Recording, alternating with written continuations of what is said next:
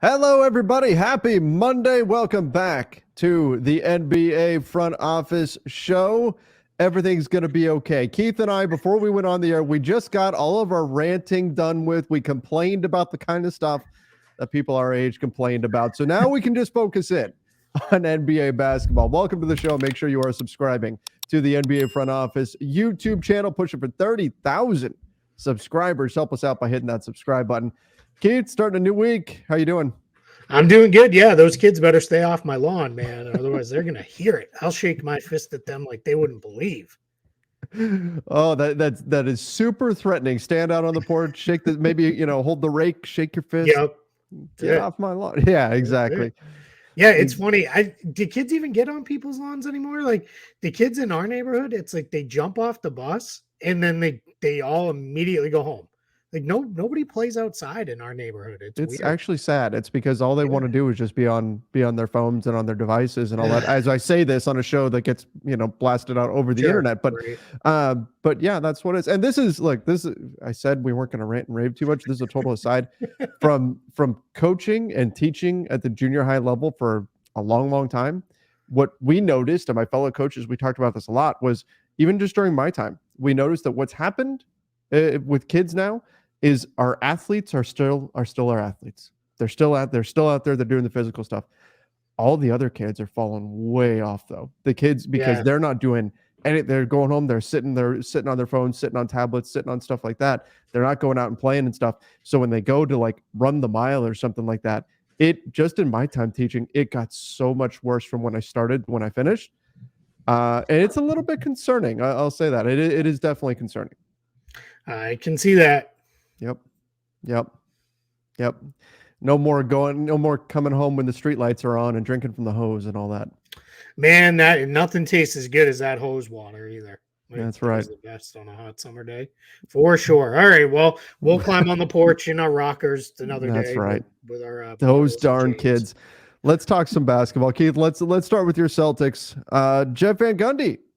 Jeff Van Gundy signing on with the Boston Celtics. We knew that he was going to wind up somewhere, getting cut by ESPN. You know, a lot of people didn't enjoy his commentary. I thought he would chime in with some pretty good points every now and then. He would go far afield, but then again, so do we. So that happens. But what's his role going to be here with this? From what I saw, he's even going to be dealing stuff with the G League. Yeah, it sounds like he's there is. I mean, his title is senior consultant, and that's what he's going to do. He's going to help the coaching staff both at the NBA level and the G League level. And it sounds like he's going to do some stuff with Brad Stevens and the folks in the front office as well. So I think it's as Joe Mazzulla put it, anytime you can add another really smart basketball person into your room, it's a good thing. A lot of people immediately jumped on he's there to replace Joe Mazzulla if things don't go well and this and that. And I don't think that's the case. I think that would more likely be someone like Sam Cassell or Charles Lee, who are on the bench as his lead assistant coaches. I think that would be more likely, but I don't think anything's happening with Joe Mazzulla anyway. But yeah, I think it's Van Gundy. Like you said, he was clearly going to do something in basketball. I think for a while now, it's the signs have been. I think he wanted to get back to a team and do something on the team side, and this allows him to do that without the full grind of traveling around and being on the road half the year and all that stuff. And that makes sense. That makes sense because travel like that, not fun necessarily, but this is another smart basketball mind that the Celtics pick up. So a nice move for them. And if you follow the Celtics beat writers, they've posted pictures on Twitter today from practice where he's in the gym. He's in the gym with the team. So every time I think of Jeff Van Gundy, I think of him like holding on for dear life in the middle of that scrum. And it's been decades since then. And that's just always the first thing I go to. I have, and I wish I could have had the foresight, 20, 30, God, maybe 30 years ago, almost 25 years ago, when he got fired as the head coach of the Knicks. I have this very vivid memory of the image old ESPN.com used when it was the breaking news. He just had the absolute saddest look on any human's face I've ever Oh, seen. Like, it was just like, and it wasn't from being fired. It was from, I think it was from a game earlier that season. And I was just like, man, what a perfect like picture sometimes, right? You remember, I know your fingers don't really work for the writing as much as they used to anymore mhm. because you're on YouTube for 38 hours a day. But it's I do you remember when you felt like you wrote something and you found the perfect picture? Yes. So like it was like it just like, oh man, I nailed it with I this do one. the same thing now when I'm creating thumbnails or There when you I can go. find the Yeah. perfect All right. pun to put in the title. I Yeah. feel so good. Absolutely. Yeah. So that was just one of those things where I'm like, man, they picked the absolute perfect image for this one. If you had that today, that would be like an instant meme. Right. I know. And I have looked for it for more hours than I should ever admit. That like I spent time looking for it and I just You're Googling couldn't. Jeff Van Gundy sad face. Yeah. And what's funny is someone's going to either hit me up on Twitter, email, or in the comments of the show with like, is this it? And they'll have found it within like They're 10 seconds. right. They're gonna find it on like the web archives or Yeah, something like that somewhere. Yep. that's all right. Gonna I'm still happen. figuring out this internet thing. That's right. That's right. It's ever changing. Ever changing. Don't get me started on TikTok. All right. The Knicks monitoring Karl-Anthony Towns. At this point, shouldn't the Knicks be monitoring every star level player? Like that's kind of where they're Aren't they at. always? Yeah, and I guess that's true too, aren't they always? But I don't. If I'm the Wolves, like I think the Wolves are better than people are giving them credit for. I guess they could get off to a slow start and maybe something happens there, but I would be surprised if the Wolves are anywhere close to being ready to move on from Cat. If they have a disastrous season, maybe next summer, but otherwise, I think they've invested so much in Rudy Gobert and building around the duo of Gobert and Towns. They kind of have to let this play out, especially as Anthony Edwards continues to ascend to another tier of superstardom. Yeah, I mean, like this one's always hard because this is okay. So what does this actually mean, right? Right. Like we're not hearing any kind of rumors that the Wolves have any interest in moving Karl-Anthony Towns. I know we've all speculated of like, all right, they're really gonna figure it out with Gobert because now if those two don't work, you have those two plus Anthony Edwards plus whatever they pay Jaden McDaniels plus other guys on the roster, and this team's going to be deep into the tax, and you can't be that if you're mid-level team. If you're just okay playoff team, but that's it, nothing more. You can't go that deep into the tax for that. So I think that's probably starting to put a lot of pieces together that I don't know are really quite ready to be stuck together just yet. So I mean, I get it, right? Yeah, of course, but that's like saying there's 28 other teams that are monitoring Towns too. So Right. it was also, let's be clear on this, the report came out from a Knicks beat writer. I believe it was Stephen Bondi. And I'm not saying he's doing anything wrong, but it was because the Timberwolves were in Minnesota. And part of the question was Tom Thibodeau was asked, hey, you coached him. Like, what have you seen since you coached him with the Wolves? And Tibbs, was very effusive in his praise of Towns and how much he's grown his game and, all those sorts of things. And then it was kind of added on in there. And, the sources say Tibbs would love to coach him again. And the Knicks are monitoring the situation. And that's kind of where it all blew up from there. But yeah, just one of those things, I guess, sure. I'm monitoring him too, I guess. I mean, it's something. It's nothing until it's something. Yep. Right. At some point, Towns could hit the trade market, but I should be able to replace Knicks with any team name, and it should be a true statement. Yeah. Because even if you're not in the running, even if you have no trade assets to get the player, if you're not monitoring all of these guys, you're not doing your job. Yeah. Yep. Agreed. Hey, when you say you're high on the Wolves, yeah, like how high are you on the Wolves? I'm high in that I think they're a playoff team in the Western Conference. I'm seeing what a lot of people are doing because when we're putting out there like, hey, there's at least one good team that's not even going to make the play-in in the West.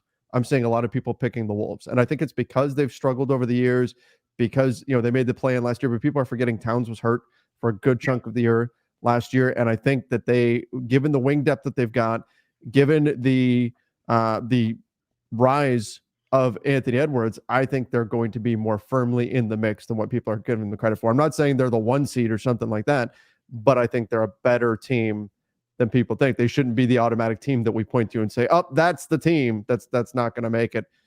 I don't know. I think they're pretty good. Yeah, it's interesting. Okay, I mean that makes sense. They're firmly in that mix for me. Like I was starting to playing around with ordering their teams rather, and then ordering the then kind of like half-heartedly assigning win totals to try to get to the number of wins and losses on both sides. And it was very interesting as I was going through it. I was a little like, all right, so I got these guys here, and in the West, like I feel pretty confident in Denver and Phoenix at the top. I'm not saying they're definitely going to finish 1-2, but like I feel very confident they're going to be for sure top 6 teams in the West, and that I would hope there's nothing controversial there. Then I feel very confident that Portland, San Antonio, and Houston are not going to make the playoffs. Yep. It's at 10 teams in the middle where it's like, holy cow, like those 10 teams I had just sneak preview. I had a 10-game difference between those 10 teams total.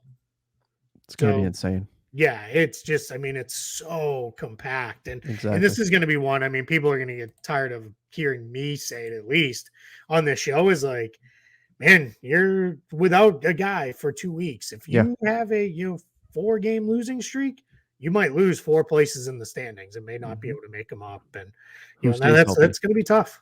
Yep. Who stays healthy in the West? Yep. The West is it's not the East. That's for sure. The West, if you miss any time, you could be done. Yep. We'll see. Yeah, and that's not to say there aren't good teams in the East, because I think at the East, the East is just very top heavy. Yeah, I think the East you get down to like 6, and then after that you're kind of like, all right, well, exactly, a few of these teams will emerge and they'll be okay. Where and it's just that middle of the Western Conference is just so jam packed with teams where you could very easily tell me too, one of them passes Denver and Phoenix in the regular season and finishes as the top regular season team in the conference, and I'm really not going to argue too hard on just about any of them. Maybe Utah, I might be a little like, I don't know that I see that, but like almost anybody else, okay, yeah, if it all comes together the right way, sure.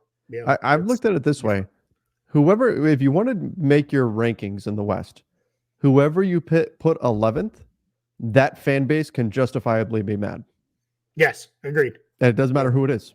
You can, whoever you put there in that 11, unless you like Houston jumps up and you put them there or something like that. But any of the top teams, you put them in 11, they're going to be like, you don't even have us as a playoff team. Are you kidding me? Look at our roster, and they'll be upset, and justifiably so, because there's that many good teams.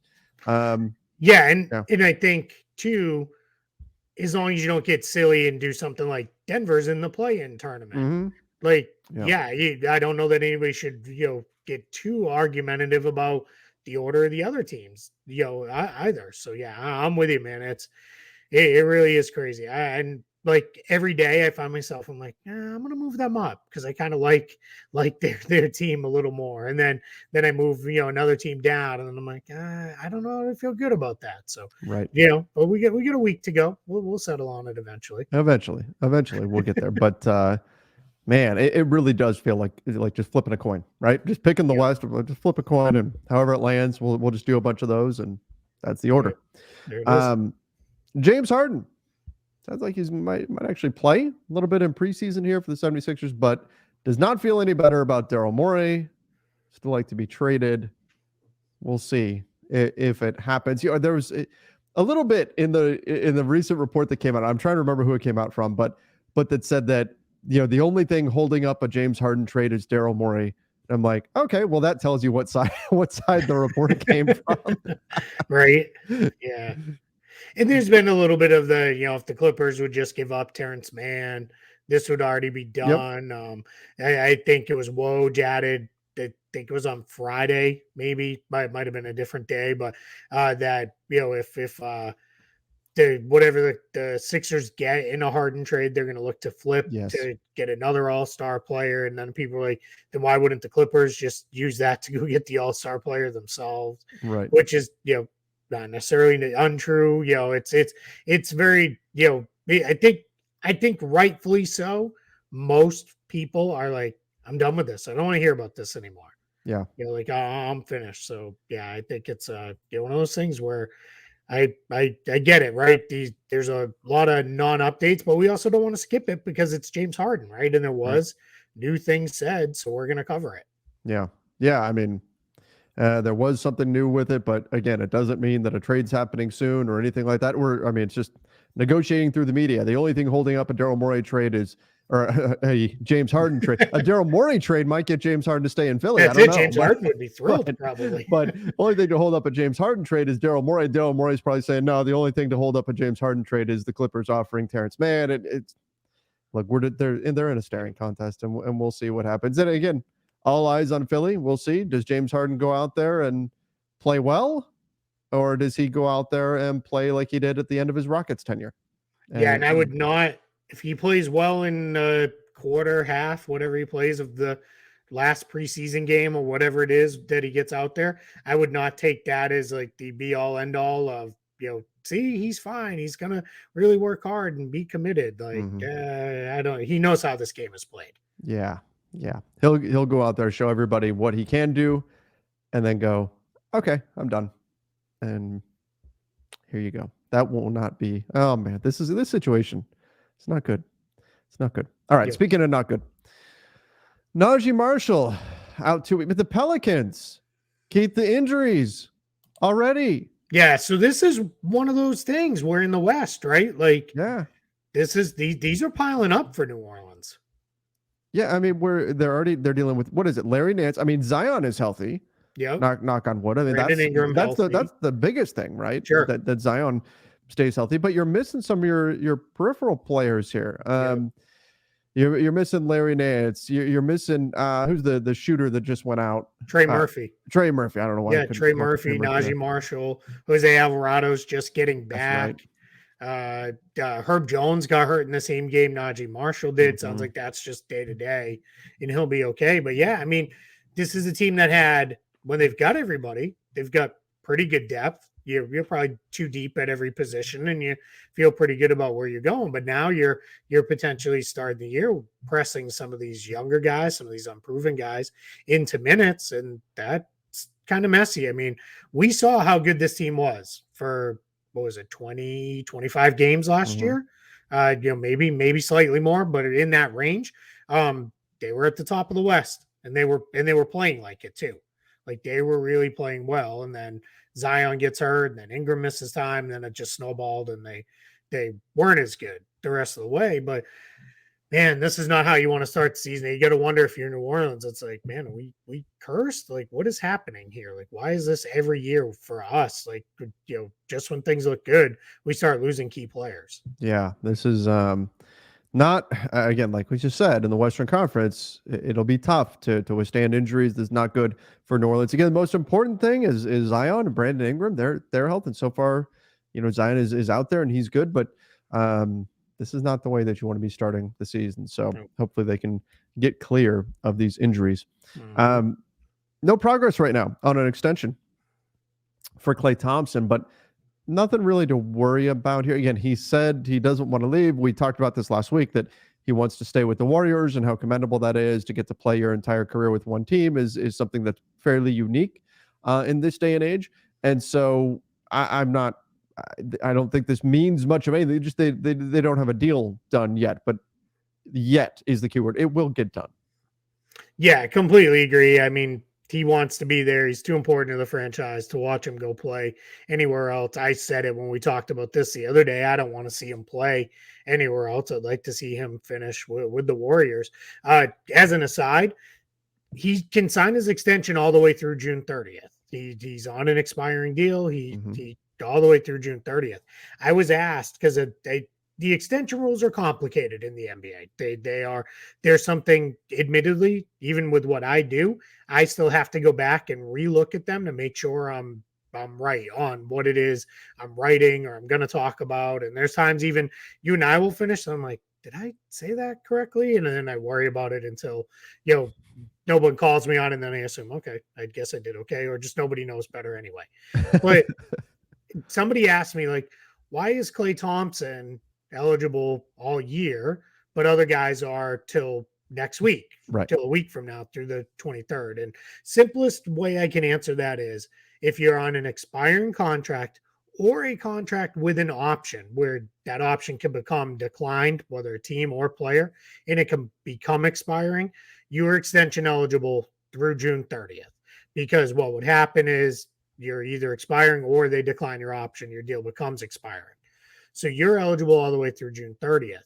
For anybody else, if you have multiple years left on your contract, you have to get it done by the start of the season, basically. So the last day of the offseason is your last day. So rookie scale extensions work the same way. They are last day of the regular season. All that is next week. So it's the 23rd, a week. We're recording this on the 16th, Monday the 23rd, the drop dead date for getting extensions done for guys coming off first round rookie scale deals or guys who have more than 1 year left on their contract. All right. Good to know. And we'll certainly keep an eye on all of that and see if these guys get their extensions done. With Klay, like you said, no rush. You can get it done.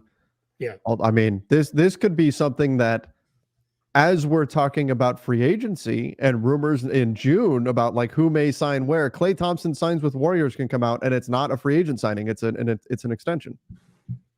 Yeah, exactly. Yeah. And now you could see it go maybe the free agency route, and maybe Klay could get a no trade clause. He would be eligible for that because he's been with the team obviously long enough, and he could be eligible. But I don't think he's gonna push for it really that way. So yeah, my guess is probably, if not sometime within the next week, probably by mid-season, we hear all right, this is done and we're moving on. And then right. Done meaning done, like done. Signed extension. It's finished. They got it completed. Exactly. Not that they're done with each other and then moving on. That way. I'm done. I'm out. Yeah, that's it. No, that's not happening. That's not happening. All right. Another extension. Derek White and the Celtics talking extension. I don't have his contract deals in front of me. So what category does he fall in? Is he an October 31st guy or is he a June 30th guy? It's October 23rd. 23rd. Sorry. So, yeah, that's okay. Hey, there's too many different days with all this. October 31st is the deadline to pick up rookie scale team options. So that is an actual deadline, but that's a different one. The NBA, even for me, just simplified all of this. NBA, come on. Yeah, so Derek White is an October 23rd guy. He's got 2 years left. He's got this year at $18.4 million, next year at $19.6 million. So if he doesn't reach an extension agreement by next week, he'll have to go into next year. And then what it does is it delays everything till July 1st. And on July 1st, he becomes extension eligible again, and then they can do the whole dance all over again if they want to do that. But Derek White also apparently D'Angelo Russell's like idol. That's who he wants to be when he grows up. But I know I texted you about this. D'Angelo Russell has had some like really refreshingly like honest quotes in the last week, where like he basically said like, "Hey, no, I'm very much paraphrasing, but like, I know I'm going to be fine offensively, but if I want to play and be on the floor, I need to defend better. I wasn't a good defender. If I can't do that, I'm not going to play."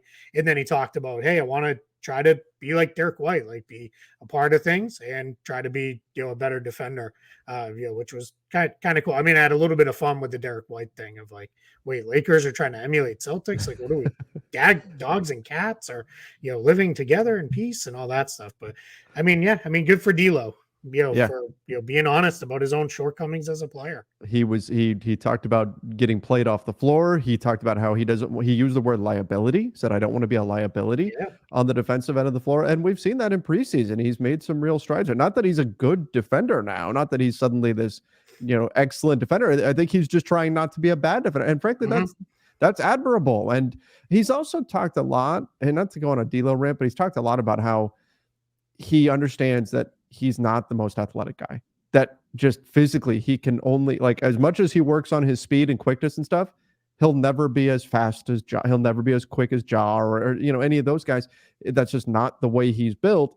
And so while he works on all that stuff, he's trying to do things that can get around that and play his game and do the things he needs to do. So he's been very, very self-aware this summer with what he's been talking about. So that's been great to hear. Again, I think he's at the point in his career, right, where he's like, we have a chance to be a very good team, maybe win a title, and if we're going to, it's probably going to be because I was a big part of it, or it's going to be I wasn't a part of it because they got rid of me and they moved on because they went somewhere else. I always thought like I would make this point. I know people are like, wait, you have any kind of fond thing to say about Kyrie's time with the Celtics? I thought Kyrie Irving was a perfect example of wasn't a good defender, but he tried really hard and then he executed in the scheme. And that was all that can be the lone differences between being there and not. Now, that all went off the rails against the Bucks in the playoffs when he decided I'm covering Giannis and everybody get out of my way, and the Bucks destroyed him, and that whole thing fell apart, and he was in Brooklyn a few weeks later, a month later, or whatever it was. But it really was the like when he was playing well with the Celtics, it was he really put in effort and he executed in the scheme. And if guys do that, you can be an average defensive player, and that's generally enough if you're doing enough offensively. Big thing coaches want is you can't every time you score 2, you can't hand them back 2 on the other end. Yep.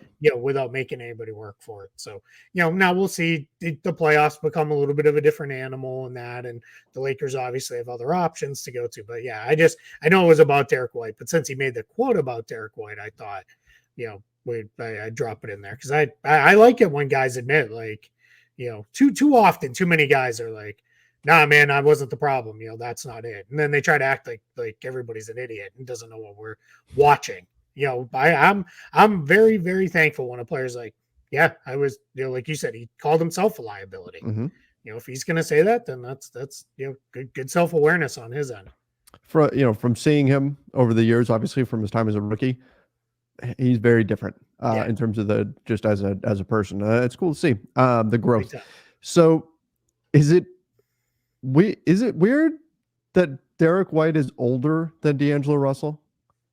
Like, I thought this was going to be like a looking up to my little brother thing when I first heard the quote, like I thought, but just D'Lo's been in the NBA longer than Derek White has. So it feels like Derek White should be younger than D'Angelo Russell, but he's like a year and a half older.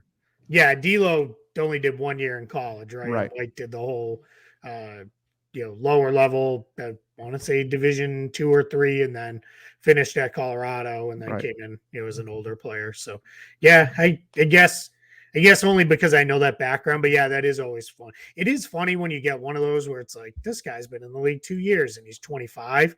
And it's like, this guy's been in the league 7 years and he's 25. Right. It's Exactly. Like, what? Like, yeah, that's funny. Well, like Andre Drummond had been in the NBA forever, and then he was somehow still 29. I think he's 30 now, but still. Yeah. Andre Drummond's going to be that guy where we're going to consistently be like looking at his like basketball reference, like age, to be like, wait, how old is he? Like, what? How is this? Like 10 years from now, we're going to be looking at it going, Andre Drummond is 32. Exactly. How is this possible? Right. It feels that way. It does. He's like ages in leap years, apparently.